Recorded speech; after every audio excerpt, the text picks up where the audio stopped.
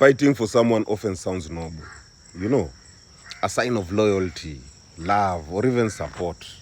Eh? But beneath that ideal, there is a deeper truth. When you constantly fight for someone who doesn't fight for themselves, you may not be helping them grow. You may be enabling their ignorance. You know, awareness brings accountability, and accountability inspires self-action. An aware person doesn't need saving. They need support as they save themselves. You know, when you fight for someone repeatedly, you are essentially carrying the weight of their lessons.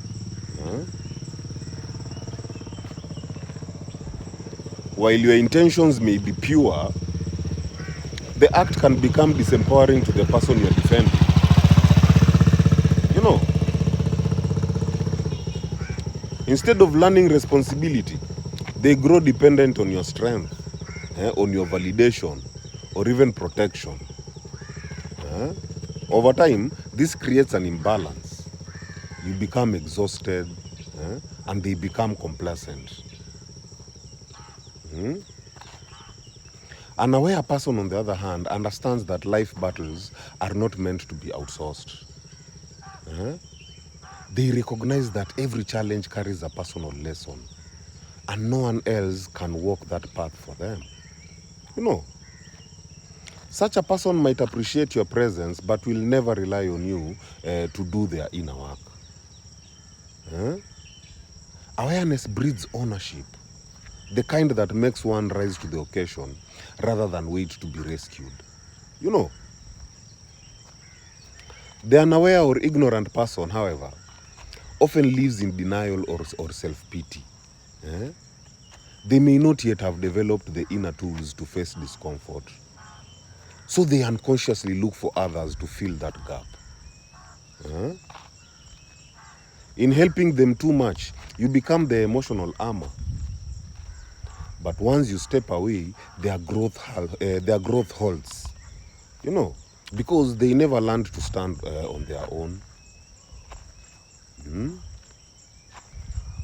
Psychologically, the savior complex plays a major role here. People who often fight for others may derive their sense of worth from being needed, while those who are constantly defended may adopt a victim mindset. Both patterns stem from unhealed dependency. One seeks validation through saving, while the other through being saved. You know, true awareness dissolves both by returning accountability to where it belongs. In short, an aware person doesn't expect others to fight for them.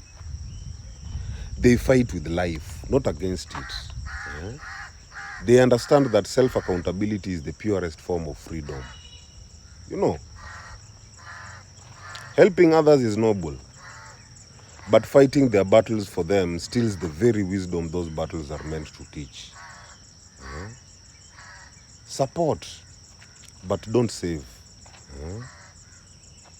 Guide, but don't carry. My people, heal. Heal.